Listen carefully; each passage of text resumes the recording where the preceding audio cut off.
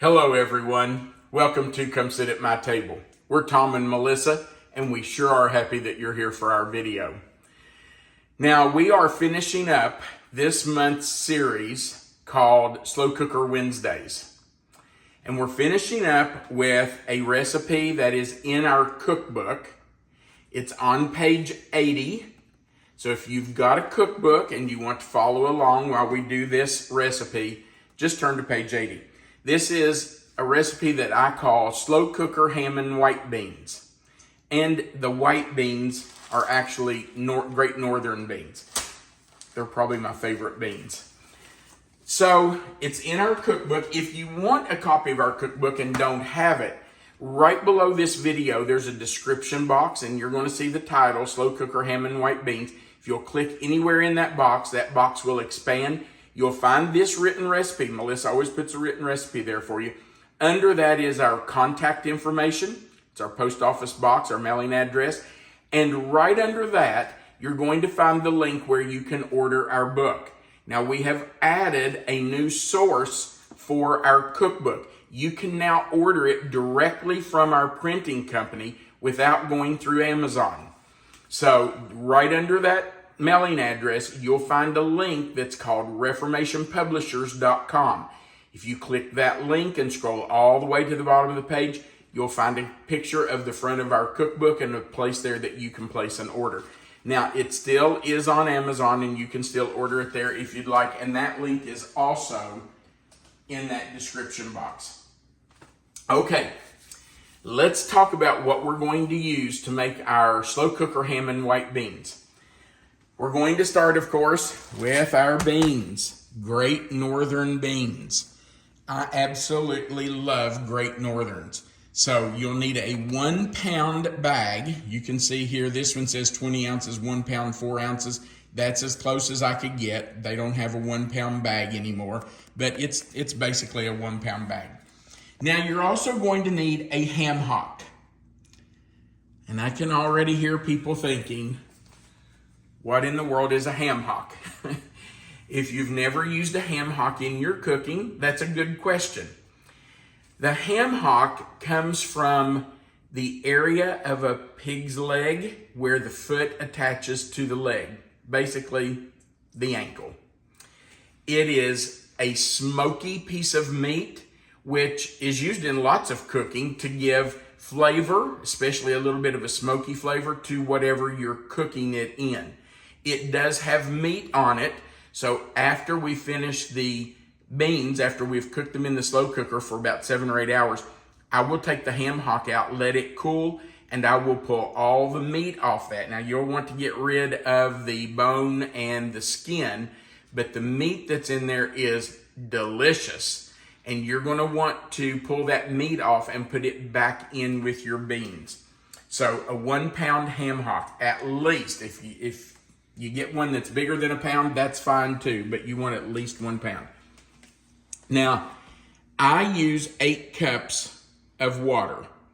You're going to have to decide. You can use anywhere from 6 to 8 cups, but we like our beans to be soupy.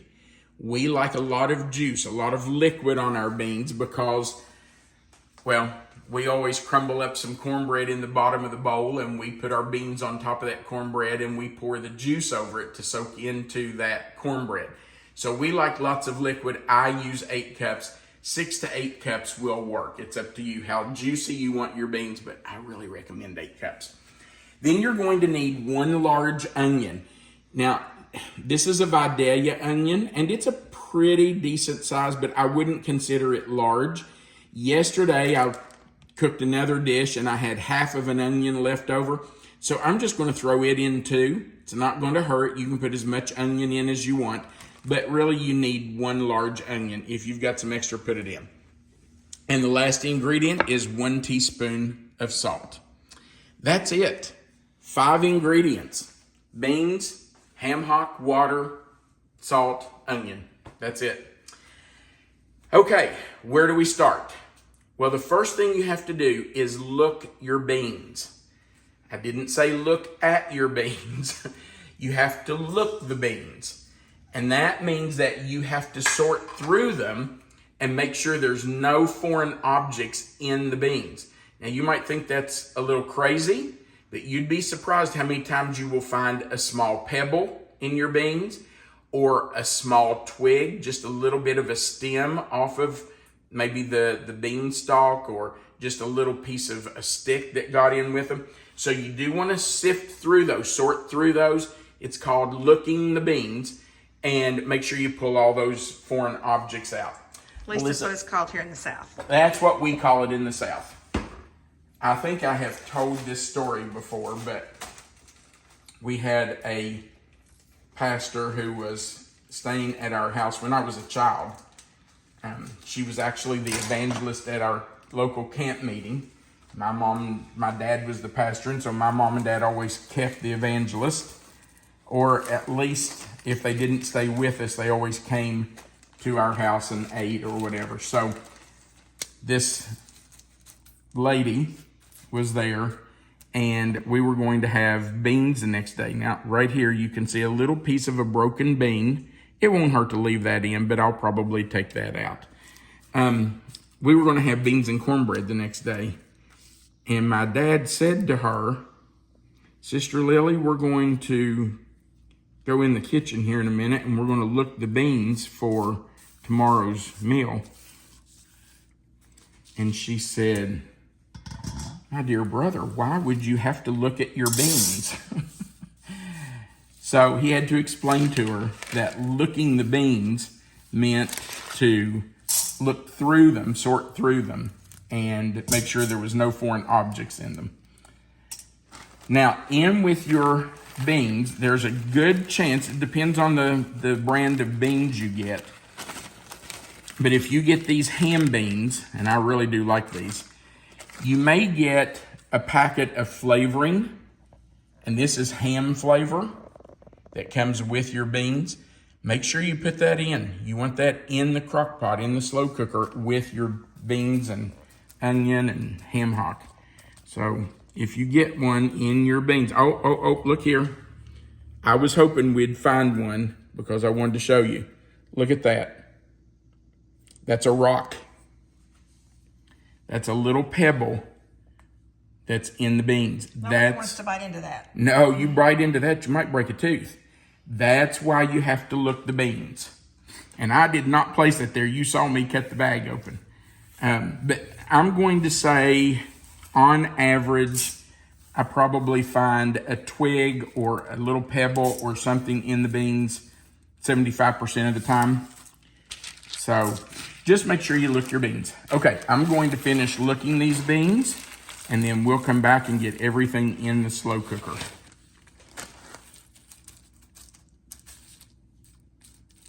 There are a couple of other things I wanted to tell you while we were sorting the beans. And by the way, here's another. Look at this. That's a bad bean right there, so we're taking that out. Is that anything like a bad egg? No. No, but there are bad eggs. You might wonder why I'm doing this on parchment paper. I just feel like it helps me see the twigs or the rocks or little pebbles that might be in it. It's just easier for me than on this countertop where they kind of blend in. So I always just put a piece of parchment paper down to do that. And you might wonder why, after I sort them, after I look the beans, why did I put them in a colander or a sieve? That's because we need to rinse them. So we're going to go over and do that. I'm going to just turn on my water and rinse those because, they have been out in the field and we don't know how clean they are. So we just want to rinse them, get any dust off of them, anything that might be on there. So just rinsing them quickly. If you want to and you have a sprayer, you can spray them. Just make sure they're rinsed well. Okay. Now, I always start by putting in my ham hock.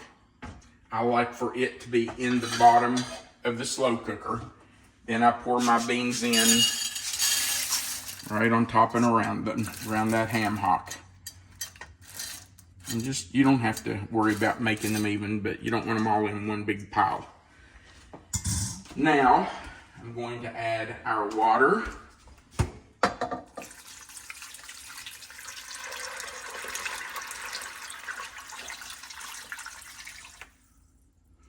And I'm going to add our salt. And your flavoring pack? And my flavoring pack. That was my sweet reminder. Thank you, babe. It says tear here. Sometimes it tears, sometimes it doesn't. So, I'm going to grab my scissors and just cut that open because it's easier. Okay. We're just going to get that right in there. And that's just going to give it some good flavor. Okay. Now, I have to cut up my onion. So let's just leave that sit there for a minute. And we'll go over here and chop up our onion really fast. And you know, you don't have to be too particular with this. I guess it would be up to you. I like a fairly large chop on the onion because I want that onion to be seen in the beans when they're finished. And sometimes after cooking for 8 hours, no matter how big you chop it, it's going to kind of cook up in there. But you don't have to do it real small. You don't have to be very particular with it. Just chop it up and throw it in there. It will be fine. Okay, I'm gonna go ahead and finish this. And I'll do this other half of an onion, and then we'll get it all in the crock pot.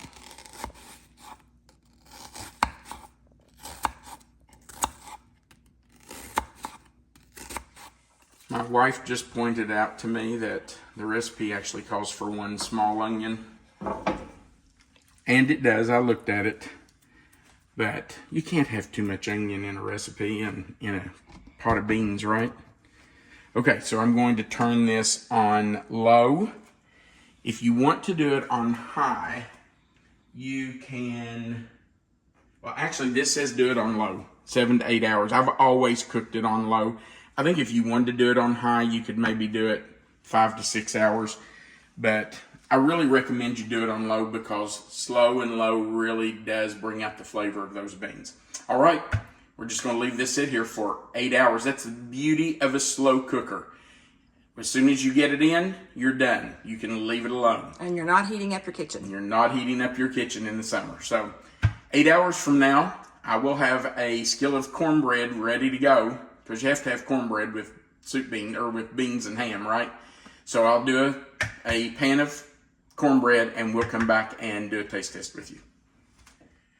Our ham and white beans have been cooking for about 7 hours. I am going to remove the ham hock. And I'm just going to put that on a plate right here. And I'm going to let that start to cool. Now that's going to have to cool until I can handle it without burning my hands. Once it's cool enough that I can handle it, I will take out these bones. You can see the bones right here. I'll take the skin off and discard all of that. And then I will shred that meat up. I'll just cut it up, shred it up with my fingers, and we'll stir it right back into our beans. Now the beans are going to stay right here and keep cooking until I get that ham ready to put back in. One thing I didn't say earlier, but really it wasn't important then, it is now. Once your beans are finished, if you feel like there's not enough liquid on them, you can add some more liquid to it. You can add water or you can add chicken broth. So you'll have to decide how much liquid you want on there. Now the beans have soaked up a lot of that water that we put on there. As they cook, they kind of swell and they soak in that water. So there won't be as much on there as you think there will be. So you may have to add some. You'll just have to decide how much you want. Okay, we'll let that cool and then I will shred the meat. All right, I have pretty much picked all the meat off the ham hock. I did want to tell you that if you don't want to fool with a ham hock, and you know, I kind of understand if you've never done that, that could be a little intimidating, I guess. If you don't want to do that, you could buy some smoked ham at the store and just put a big chunk of smoked ham in with your beans while they're cooking. and just forget the ham hock. You don't have to use it, but that's just what we always use. We like that smoky flavor. So that's up to you. If you want to use just some smoked ham, you can certainly do that. All right, let's get the rest of this ham just shredded, broken up here. There's still a little bit of gristle in this, so I'll just pick it out as I'm going. You want to make sure you get that out. You don't want to put that gristle in your beans. So just work around that if you're doing the ham hock. All right, that's pretty good. 2, 3 little pieces right there. Okay, wipe my fingers off a little bit. Cover up the carcass. Okay, we'll come over and just stir this right in to our beans. And you don't even really have to wait to let that ham warm up. It's not cold, it's just kind of at room temperature, but the beans will heat that up real fast. So that's it. Now, while we were waiting on the beans, I did, unless I'm gonna grab a bowl right here, I did make a skillet of cornbread. So we do have cornbread to go with our beans tonight. And I will tell you, if you want to look in here, Melissa, you can see there's quite a bit of liquid on these beans, but they will continue to soak up some of that juice. So tomorrow when we do leftovers, and there will be plenty here for us to have leftovers tomorrow, I will probably add a little bit of broth to that. All right, babe, are you taking the first bite? Sure. Okay, get you a piece of ham in there with it.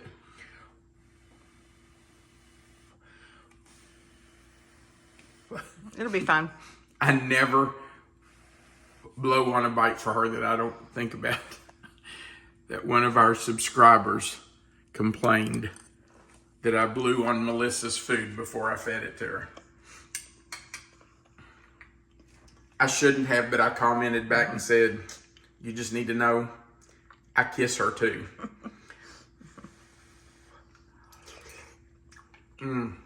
Those are so good. Mm-hmm. That is delicious. That smoky ham really gives it good flavor. And it's going to be even better when I crumble a piece of cornbread in the bottom of my bowl and put the beans on top of it. Yum. All right, we do appreciate you being here for our video.